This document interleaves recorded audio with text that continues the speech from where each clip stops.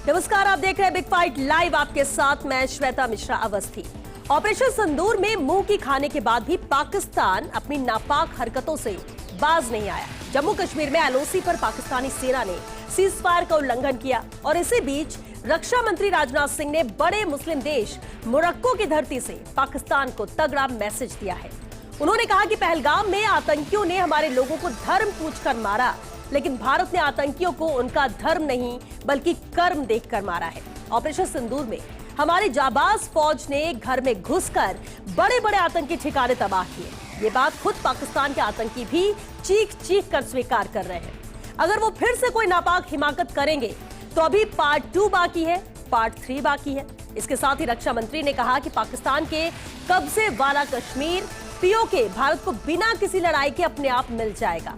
PoK के लोग खुद आजादी की मांग कर रहे हैं और एक दिन वे कहेंगे कि मैं भी भारत हूं। रक्षा मंत्री का यह बयान कई मायनों में खास है। यह बयान ऐसे समय आया है जब विपक्ष ने आरोप लगाया कि केंद्र सरकार ने 7 मई को ऑपरेशन सिंदूर के दौरान पीओके पर कब्जा करने का मौका गंवा दिया। आज बात इसी खास मुद्दे पर।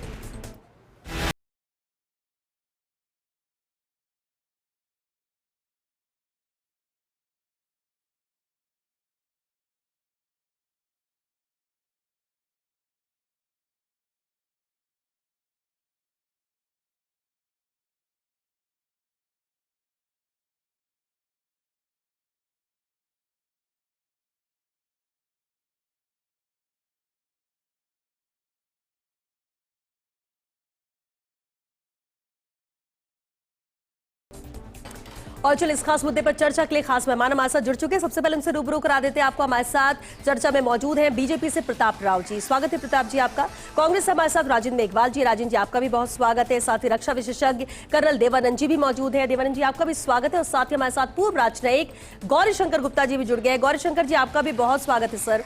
बेहद अहम मुद्दा, शुरुआत आपसे ही करती हूँ मैं। मोरक्को में रक्षा मंत्री राजनाथ सिंह का ये बयान कि पीओके अपने आप मिल जाएगा, और अगर ऐसा नहीं तो अभी तो, क्योंकि पहले भी कहा गया था कि ये तो सिर्फ महज ट्रेलर है, अभी तो पिक्चर बाकी है, पार्ट 2 पार्ट 3 भी आएगा, क्या इसके मायने निकाले जाएं? गौरीशंकर जी। श्वेता जी नमस्कार, आपको, हमारे को पैनलिस्ट को भी नमस्कार और सब दर्शकों को नमस्कार और सबको नवरात्रि की शुभकामनाएं। मैं ये कहना चाहूंगा कि ये बयान बहुत महत्वपूर्ण है। ये बयान राजनाथ सिंह जी ने करीब 3 साल पहले भी एक बार दिया था। और आप जानते हैं कि पीओके में पिछले 3-4 साल से एक कैंपेन चला हुआ है और वो पाकिस्तानी सरकार के अगेंस्ट में चला हुआ है। वो लोग हमेशा ये चाह रहे हैं कि जो डेवलपमेंट, इकोनॉमिक डेवलपमेंट भारतीय कश्मीर में हो रहा है वो पाकिस्तानी कश्मीर में बिल्कुल नहीं हो रहा। वहाँ लोगों को खाने के समय पूरा खाना नहीं मिलता है, न बिजली मिलती है, न पानी मिलता है, और इसकी वजह से उनके जीवन यापन में बहुत परेशानी हो रही है। अभी कुछ महीने पहले एक बहुत बड़ा आंदोलन वहाँ चालू किया गया था और एक बहुत बड़ा डेमोन्स्ट्रेशन 2-3 दिन तक वहाँ रहा था। इन्होंने सब सड़कों को रोका था, सब रास्तों को रोका था। तो इस तरह का जो आंदोलन चल रहा है पाकिस्तान के अगेंस्ट में वहाँ पे, उसको देखते हुए ये बिल्कुल संभव है कि आगे आने वाले कुछ समय में उनका आंदोलन ये कहेगा कि हम भारत के साथ जुड़ना चाहते हैं, हम भारत के अंग हैं और हम वहीं पे वापस जाना चाहते हैं। ये वो हमारे जो कश्मीर का डेवलपमेंट देख के नेचुरली ये फीलिंग उनके अंदर आएगी और धीरे धीरे वो फीलिंग आ रही है। तो इस बयान का मतलब ये है कि हमें इसके लिए युद्ध करने की जरूरत नहीं है। ये धीरे धीरे वहाँ की जनता ही ये निर्णय कर लेगी कि हम पाकिस्तान से छोड़ें और भारत के साथ जुड़ जाएं जहाँ पर हमारा वास्तविक संबंध है। तो ये बहुत ही अच्छा डेवलपमेंट है और इसका असर आपको देखने में धीरे धीरे अगले 2-3 साल में मिल जाएगा। जी प्रताप राव जी, देखिए ये इस कॉन्फिडेंस के पीछे की वजह क्या है? जिस तरह से रक्षा मंत्री राजनाथ सिंह ने कहा, पहले भी कहा था, अभी भी वो बात दोहरा रहे हैं कि हमें इसके लिए युद्ध करने की जरूरत है, एलओसी खुद ब खुद हमें मिल जाएगा। कैसे, क्या क्या ऐसे कोई संकेत मिले या हम इतने तैयार हो चुके हैं? क्योंकि इतना आसान तो है नहीं। अगर इतना आसान होता तो शायद पहले की स्थितियों में या आपकी स्थितियों में बदलाव तो है, लेकिन पहले भी मिल सकता था, इसके लिए इतनी ज्यादा लड़ाई भी है, इतने ज्यादा बयानबाजी का दौर भी जारी है, और इस बीच इतने कॉन्फिडेंस के साथ राजनाथ सिंह का ये बयान आना कहीं ना कहीं हर किसी के जहन में ये बात कर रहा है कि अब ज्यादा इंतजार नहीं है, अब ज्यादा वो दिन दूर नहीं है। श्वेता, पहली बात तो ये है कि जो सिचुएशन बनी है उसमें रक्षा मंत्री राजनाथ सिंह जी ही नहीं, हर भारतीय का विश्वास हो गया है, क्योंकि हम जिस तरह की वहाँ की परिस्थितियाँ देख रहे हैं, जैसा गौरीशंकर जी ने बताया। देखिए, जब 1948 में कबालियों के आक्रमण के बाद पाकिस्तान ने वहाँ कब्जा किया था, तब भी वो क्षेत्र और वहाँ के लोग पाकिस्तान के साथ नहीं जाना चाहते थे। वो तो कबालियों ने, जो कि पाकिस्तान की आर्मी के लोग थे, उन्होंने कबालियों के वेश में वहाँ कब्जा किया, और हमारी वहाँ की, जब जवाहरलाल नेहरू की जो सरकार थी, उन्होंने उस समय एक्शन नहीं लिया और बीच में ही रोक दिया और हम संयुक्त राष्ट्र संघ चले गए, ये सारी बातें हुई। लेकिन निश्चित तौर पे अब ये बात वहाँ बलवती हो रही है। साथ में एक और कि केवल मुझे तो लगता है कि पीओके क्या, पाकिस्तान भी बचेगा क्या, इस पर भी अब सवाल उठने लगे। जिस तरह से बलूचिस्तान में, जिस तरह से खैबर पख्तूनवा में, जिस तरह से सिंध में हालात बनते जा रहे हैं पाकिस्तान की सरकार के खिलाफ, और पाकिस्तान के आर्मी के चीफ के परिवार के लोग अमेरिका में शरण ले रहे हैं, वहाँ की नागरिकता ले रहे हैं, जिस तरह से भागने की कोशिश कर रहे हैं, पाकिस्तान लगातार बदहवास होकर इधर उधर समझौते करने के लिए भाग रहा है। जो आर्थिक स्थिति वहाँ हालात हो गए हैं, जिस तरह से वहाँ सेना में गुट हो गए हैं, तो ये सारी परिस्थितियाँ ये बताती हैं कि पाकिस्तान शायद अस्तित्व ही नहीं रहेगा आने वाले समय में, ऐसी स्थिति बनती जा रही है। और दूसरी बात मैं ये कह रहा हूँ कि भारतीय जनता पार्टी की कुछ ऐसे मुद्दे हैं जो भारत की जनता ने सपने देखे थे, 370 हटाने का सपना, वो भारत जो नरेंद्र मोदी जी की सरकार ने पूरा किया। राम मंदिर बनाने का सपना वो पूरा किया।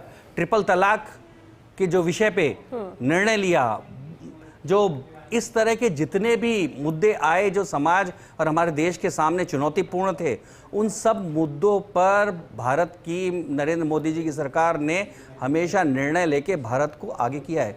और ये निश्चित तौर पे जब नरेंद्र मोदी जी की सरकार के रक्षा मंत्री राजनाथ सिंह जी कह रहे हैं, तो निश्चित तौर पे ये होगा, और भारत की जनता देखेगी, अपने जीवन में देखेगी कि वो हिस्सा जो कभी पाकिस्तान ने कब्जा कर लिया था वो पुनः मुक्त होगा।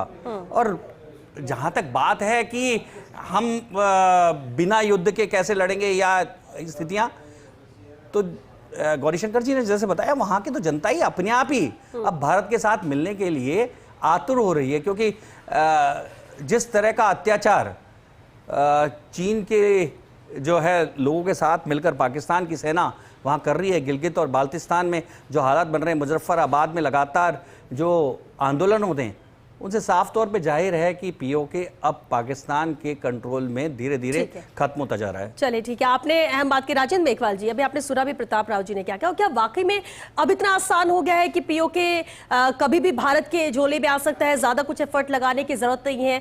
पाकिस्तान जिसकी मौजूदा स्थिति बहुत कमजोर है, लेकिन क्या भारत को उसे कमजोर आंकना चाहिए? विपक्ष क्या कहता है, क्योंकि विपक्ष ने सवाल 7 मई को भी उठाए थे।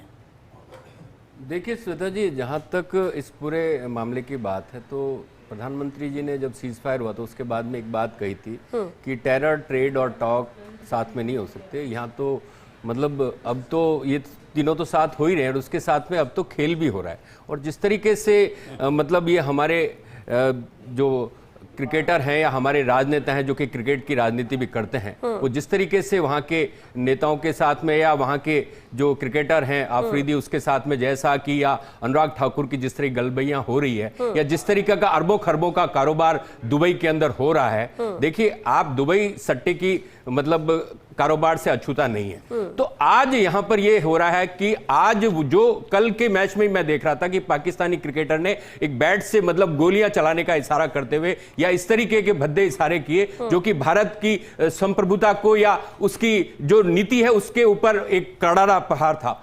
अब देखिए राजनाथ सिंह जी को क्या गंभीरता से लेना चाहिए। राजनाथ सिंह जी ने रक्षा मंत्री हैं जो कि उन्होंने सुनिए मैं बात बता रहा हूँ, पूरी बात सुनिए। मैं अगर कोई बात कह रहा हूँ तो उसका एक कारण है। सुन लीजिए राजनाथ सिंह जी सुन लीजिए ना। राजनाथ सिंह जी ने संसद के अंदर लोकसभा के अंदर यह कहा था कि ऑपरेशन सिंदूर के अंदर हमारा कोई भी सैनिक हताहत नहीं हुआ है। राजस्थान के जो सैनिक सुरेंद्र मोगा एयरफोर्स के अफसर थे, उनकी मां ने कितना बड़ा मतलब वो कहा था कि मैं उस मंत्री का मुंह नोच लूंगी जिसने मेरे बेटे की शहादत का अपमान किया। और पूरा का पूरा जब ब्यौरा आया तो पता चला कि हमारे 10 से ज्यादा शहीद हुए हैं सैनिक। तो राजनाथ सिंह झूठ बोलते हैं। देखिए, गंभीरता है नहीं इनके बयानों में, मतलब विदेश मंत्री झूठ बोलते हैं। हमारी विदेश नीति की विफलता का मैं आपको ज्यादा बोल रहे हैं, छोटा सा एग्जांपल देता हूं। देखिए, सुन लीजिए प्रताप जी, देखिए आपको मैंने इस तरह की जो है ना जो भाषा का इस्तेमाल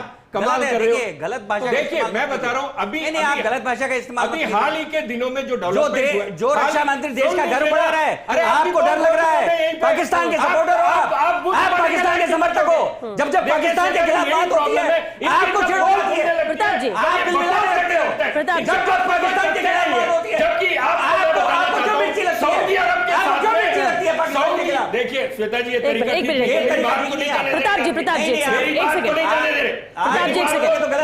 आधार देखिए राजेश जी, आधार दीजिए। आप बड़े आरोप लगा रहे हैं, आप बड़े आरोप लगा। मैं कह रहा हूं अभी सऊदी अरब के साथ में पाकिस्तान ने करार किया है, रक्षा समझौता किया है, जिसके अंदर उन्होंने क्या कहा कि किसी भी देश पे आक्रमण होगा तो दोनों देशों पे हमला माना जाएगा। अरे सऊदी अरब पिद्दी का शोरबा, हमारे नरेंद्र दो आदमी नहीं है अपनी रक्षा करने के लिए, जाके क्या कर लेगा करते हैं। और पाकिस्तान के साथ तो चीन में था, जो क्या कर लिया। शहबाज शरीफ, चलिए ठीक है, आपने बड़े आरोप लगाए। मैं वापस पूरी नहीं हुई है, नहीं तो पूरी सर 20 मिनट नहीं होगी। कैसे होगी फिर, कैसे होगी? नहीं तो 20 मिनट नहीं सुन सकते, टू द पॉइंट बात करें। अरे ऐसे तो आप भी बोलते हैं ना सर, चुप तो करा ही रही हो ना, चुप तो मैं करा रही हूँ। ऐसे मत बोलिए, आप ऐसे मत बोलिए, आप ऐसे मत बोलिए, नहीं नहीं ऐसे मत बोलिए, आप ऐसे मत बोलिए। आपकी बात पूरी नहीं है, 20 मिनट छोड़ने दूंगी मैं आपको। मतलब अमेरिका ने आतंकी घोषित कर दिया। बोलेंगे तो सर बात नहीं हो जाएगी। संसद में वो प्रस्ताव डाउन हो गया। शर्म नहीं आती आपको? बकवास करते हुए प्राइम मिनिस्टर कमजोर है पूरी तरीके से भारत के साथ। चलिए ठीक है, आपने बोल दिया, आपने एक लाइन में बोल दिया। राजेश जी कहां पे? ईरान के अंदर राजेश जी प्रतिबंध लगा दिया, हमारा हजारों करोड़ रुपया लगा। चलिए ठीक है, आपने पूरे आंकड़े दे दिए। चलिए ठीक है, देखिए श्वेता जी, ये ठीक नहीं है, ये ठीक नहीं है। मैं ये डिबेट नहीं होने दूंगा, मैं किसी को नहीं आप बोलने वैसे भी नहीं देने दे रहे, वैसे भी नहीं होने दे रहे, आप लगातार बोलते जा रहे हैं। नहीं ऐसे नहीं हो सकता। तो ये भाजपा वाले पोल खुलती है तो ये बीच में बोल रहे हैं। ये चुप हो गया ना, ये चुप हो गया। गालियां देते हो, तथ्य बोलते हो क्या? शर्म नहीं आती? गालियां देते हो आप, कितनी शांति से सुन रहे हैं आप। 50% अरे राजेश जी इतना चिल्लाने की क्या जरूरत है? वो आराम सुन रहे ना, चुप हो गया ना वो, तो आपको चिल्लाए जा रहे हैं। ऐसे बात करिए ना, जैसे आप अभी बोल रहे हैं, आप चीखते जा रहे हैं, वो चुप हो गए थे, आप फिर बोलने लगते हैं, चीखने लगते हैं। अमेरिका के ट्रंप ने जो 50% टैरिफ लगाया, जेलेंस्की ने कहा रुकिए, कर्नल देवानंद जी का भी रुख करना है, कर्नल देवानंद जी का मुझे रुख करना है। 3 साल पहले एक मीम बहुत वायरल, रुकिए राजेंद्र मेघवाल जी, जेलेंस्की बोल रहा है राजेंद्र मेघवाल जी, अमेरिका ने जो टैरिफ लगाया, बस राजेंद्र मेघवाल जी, हमारे प्राइम मिनिस्टर के मुंह से एक शब्द नहीं निकलता। ये तो बिल्कुल सुनना नहीं चाहते। एक मिनट रुकिए। ओके मैं श्वेता जी, आपने जिस विषय की चर्चा है वो ये है कि राजनाथ सिंह जी ने कहा है कि हमें बिना युद्ध के ही पीओके वापस आ जाएगा। इस विषय पे दोनों वक्ताओं के, इन विद्वान व्यक्तियों की बातें मैंने सुनी। एक दो बात मैं रखूं उससे पहले कहना चाहूँगा। सबसे पहली बात तो यह है कि अभी हमारे साथी कह रहे थे कि हमें हमारे रक्षा मंत्री की बात पर भरोसा क्यों होना चाहिए। देखिए, हमारे पास कोई चारा भी नहीं है, नागरिकों के पास नहीं। तो संसद में झूठ बोलता उसके ऊपर जवाब दो ना। अब आप भी वही कर रहे हैं, आप भी वही कर रहे हैं। नहीं पहले उन्हें बोलने दीजिए। राजेश जी आप प्लीज चुप रहिए सर, चुप रहिए सर। नहीं अपमान क्यों किया? बस ठीक है, हमारे राजस्थान का आपके सवालों का जवाब वो नहीं देंगे। उनसे जो सवाल किया गया उनको पहले सुनने दीजिए। वीडियो चलवाइए। राजेश मेघवाल जी, उनको अपनी बात रख लेने दीजिए। आप उसमें जवाब दीजिए। क्या राजनाथ सिंह आपके सवाल पे जवाब देंगे? वो पहले उन्हें बोलने दीजिए। झूठ नहीं बोला। राजेश मेघवाल जी, आप बर्बाद कर रहे हैं डिबेट, आप बर्बाद कर रहे हैं डिबेट। श्वेता जी, आप एक मिनट रुकिए, आप तीनों से नहीं राजेश जी, कि सवाल आप अपनी बात रख रहे हैं क्या? सवाल करने के लिए आए। तो भारतीय सेना का आप कर रहे हो, भारतीय सेना से सबूत मांगने वाले, भारतीय सेना से सबूत मांग रहे हो, सबूत मांग रहे हो भारतीय सेना से। अपमान आप करते हो, उन्हें भी बोलने दीजिए, मेहमान है वो। हर किसी जगह अपमान करते हो, मैंने तो आपके बस आप सब अपमान करते हो।